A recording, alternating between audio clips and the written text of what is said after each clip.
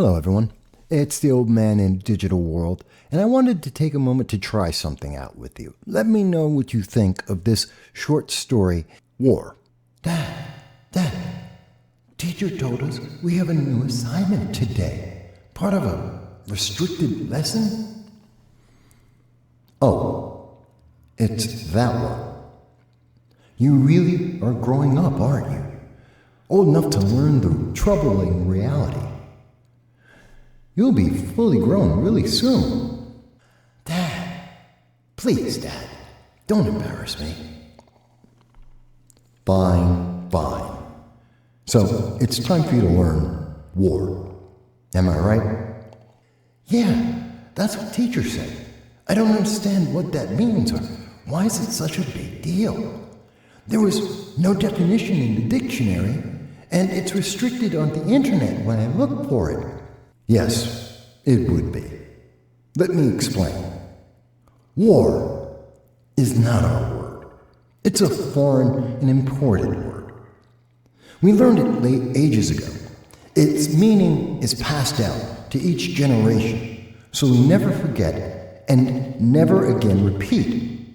Every adult is told, so none can say that they are unaware, nor are they foolish enough to cause war by accident or purpose. How can it be so important? This new word.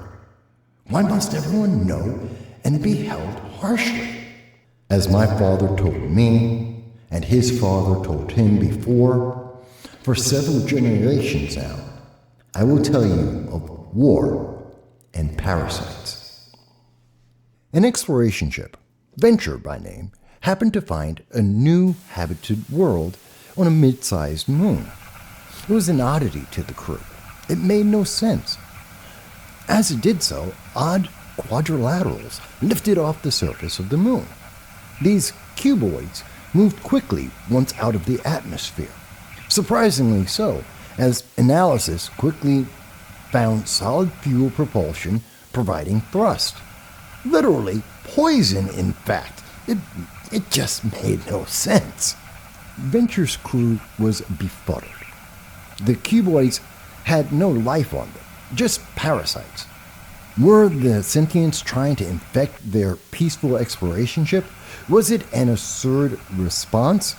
There was no logic to this. It was unacceptable. Venture had no defenses beyond simple shields and point defense from asteroids and random space debris. Computers started to determine that within the omnidirectional noise, even more streams of concentrated bursts that had a focused emanation was from the cuboids. Confusion filled the Venture. Strange parasites were approaching fast. Static was disturbing all sensors and calculations. It was an attack. That was the only thing that made sense. But why? Why would the sentients allow this? Had the parasites so infected the sentients to remove their logic and sensibilities? Venture cleared the gravity well and leapt away. Upon returning to their home, their data was shared with scientists and intellectuals. The government pored over the data, trying to work through the ever-present static noise to understand the situation. One thing seemed to be the consensus. The parasites were a danger. There seemed to only be two reasonable solutions. Either flee, abandon the sentients to a likely horrible fate on a parasitic infection, or remove the parasites. Flight was infeasible. There was neither the need nor desire to abandon planets and systems, whether theirs or ours, people had colonized for eons. Still, the parasites were relatively close. How the sentients got to the moon that Venture found was confounding. Were they native? It seemed not even with the limited sensor data they had. How did the parasites infect the sentients and the moon? Did they spread from some unknown region of space via their cuboids and overwhelm the moon? Were they able to reach known space and do the same thing to our people? If so, now that Venture was seen, how long until the plague would reach us? Plus, was it not just and right to free the sentients of the parasites? It was decided. A cull had to be the answer. Even if the sentients could not be saved from the parasite infection, our people needed to be protected from the spread. So a fleet was designed just for that purpose. Great ships were made to both filter out the static and collect more data, as well as remove the poisonous cuboid-dwelling parasites. It took 2 cycles to build and was finished seemingly just in time. As the fleet was preparing to travel out, the static started to reach our outermost worlds. The parasites, it seems, had found us. It was around the orbit of the system Bluegrass that the parasites first entered our region. The distress call was immediate, and so was the response of our fleet. We arrived just ahead of the singular cuboid entering the system, and again it was spewing static. The filters worked though, bringing serene peace to our systems and arrays, allowing for calculations to be made. A heavy metal asteroid was found in the system with ease from the outer orbit of the system, and it would work well for the vaccination. Our magnetics reached out to it, shifting the inertia and hurling it at the cuboid parasite. It was fast, and our aim was true. The cuboid didn't detect it until it was too close, at least we thought. With amazing speed, never before seen, and thought improbable for solid poison-fueled propulsion to attain, the cuboid dodged. Well, mostly.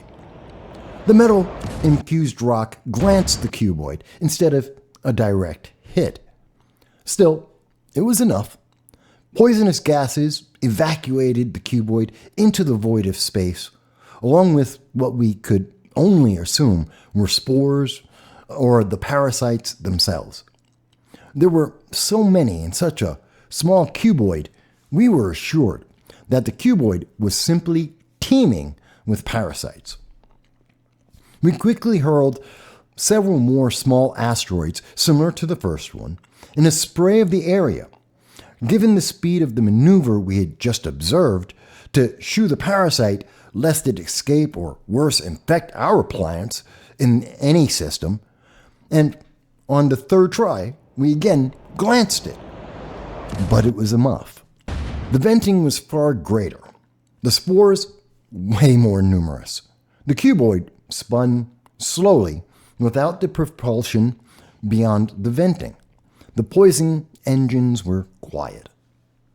It took 2 more rocks, and we hurled them to make sure the vaccination was done. But it was only on review of the data of the incident that we noticed it. A tight, concentrated emission of static out of the system. Not towards the galactic center, where our first exploration ship, Venture, had found the parasites, but outward instead. The transmission was directed to seemingly rimward edge of the galaxy, apparently empty of space. It made no sense. But then again, parasites, they're not logical nor intelligent.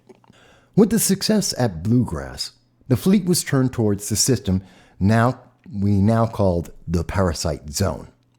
We flew with urgency before more of the parasites could spread to Bluegrass or any other system.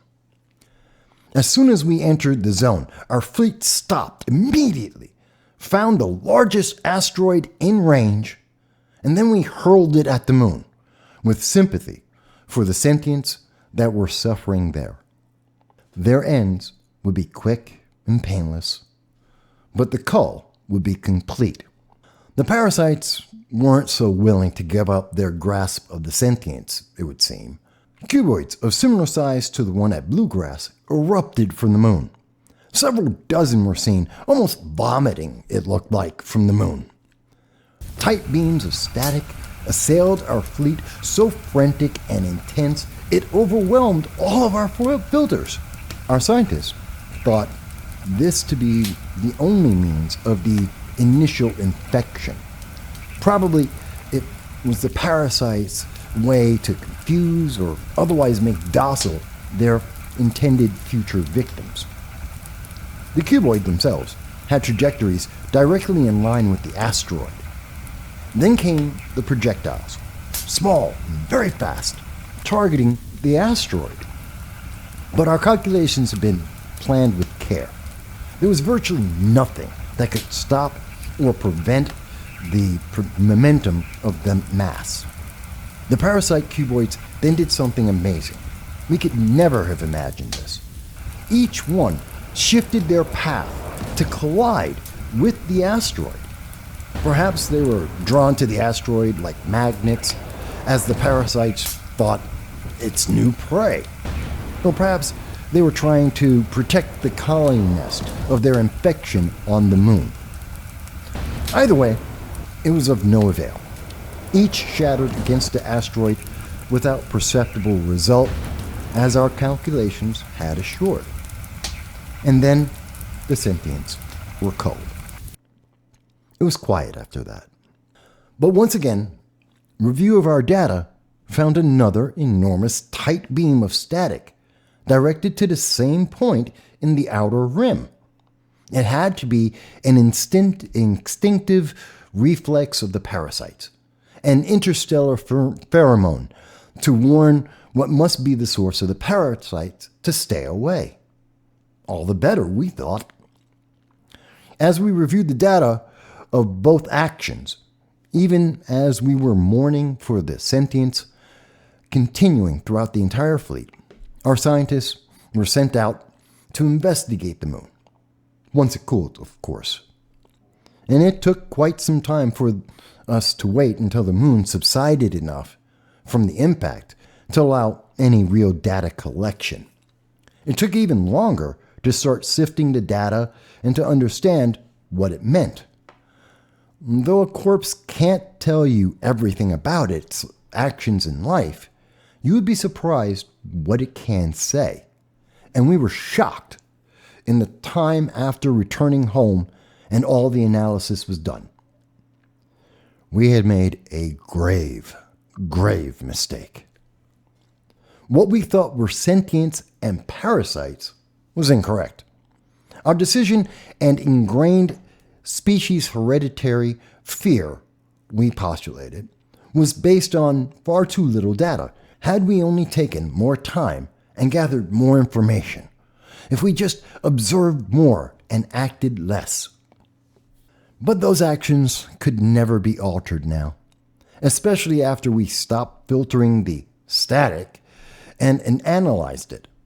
Ever more frantically, we learned that it wasn't static or residue byproduct of parasites, but communication on wavelengths and in patterns truly alien to even our wildest imagination.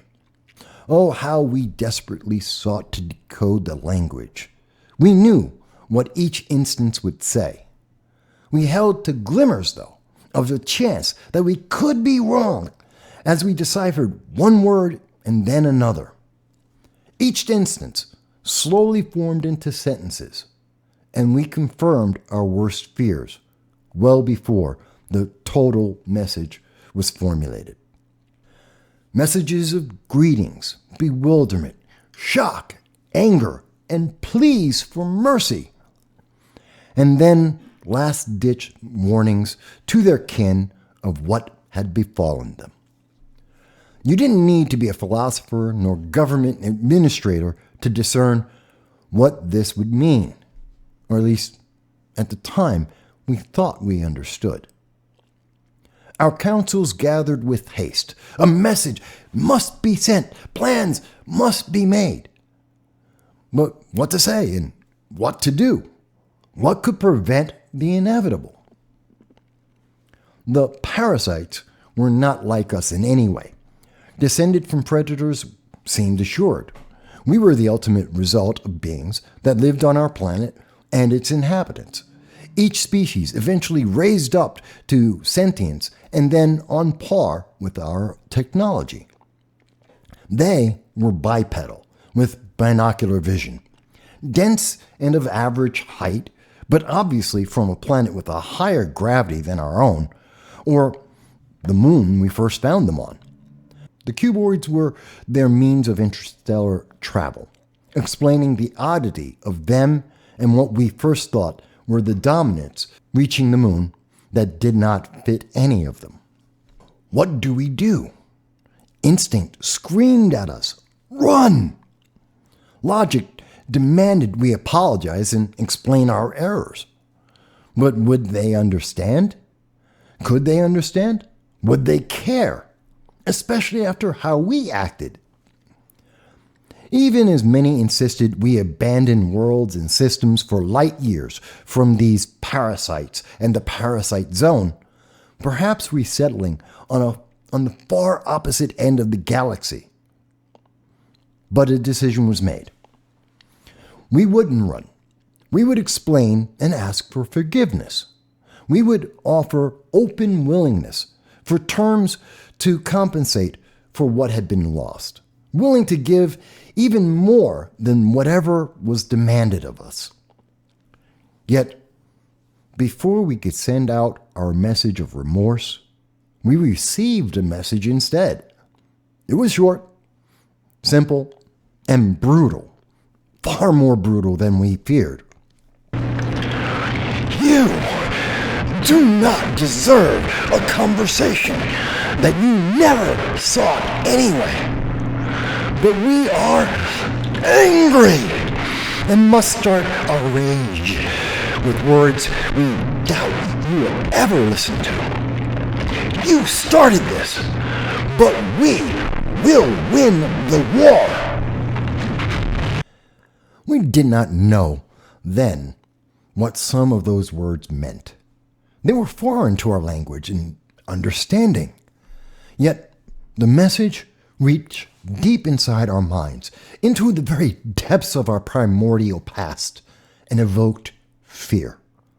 Fear on a level and a manner we just couldn't comprehend. The Bluegrass system was the first to learn what war meant. 30 billion sentients silenced. Even as we repeatedly sent out our apology and explanation from the moment we deciphered their declaration in the wide waves across the galaxy in the direction that their final warning beacons of those parasites we vaccinated had gone. There was no reply. Never a reply. By the time the war stopped, fully half of every sentient we knew of, including our own people, no longer existed. Entire systems, not planets, systems, were eradicated. Countless sentients abandoned systems that had been their homes for so long that history could not remember before they had been there. Even cradle worlds were emptied for even being believed to be within dozens of light years of the potential path of war. Every sentient that tried to defend themselves were obliterated. They were mere blades of grass, daring to resist a tidal wave of molten lava. Perhaps they even fed war more. There was no way to know. There was just silence and war. War didn't care if a planet, moon, or even asteroid hinted that a sentient had been there. The entire system was vaccinated. No concern was given to whichever sentient it was. No answer was ever given to any plea to surrender or to correct the claim of innocence and even complete unawareness of just why. No, there was just war. But one day, a message did come. Again, it was short, and the clarity was pinpoint. We're not sorry. Stay far away. And if we ever see you again, there will be war. Son, listen to me carefully. I don't know the name of the bipedal predators. I don't know their reasoning, desires, or hopes if they exist. I can't imagine the level of intelligence, if even any exists, or if it was sacrificed to war. No sentient does. What I do know is this. I wish they were parasites. It would have made everything no less of a different result. But at least then we could imagine why. War is not a what, but a who. It's death on a scale you cannot imagine, even if you spent a lifetime of pondering, and many have since that time. We do not go near war. We have outposts that listen carefully, very carefully, for the static. And every sentient on every world have ships at the ready to run if that static is ever heard. Son, every sentient in every system of every type, and even those we now meet, so much more carefully and with so much more deep planning. They're all told and warned. There is no excuse, no need, nor any whimsy to tempt war. Lifetimes of apologies are sent every cycle, every day, and none in lifetimes have ever heard a single response. Son, you're going to be grown very soon. You will marry, and you'll have your own young. Like my father and his father before him and so many others. Tell them what is war, to protect them, and to keep them ever ready to run.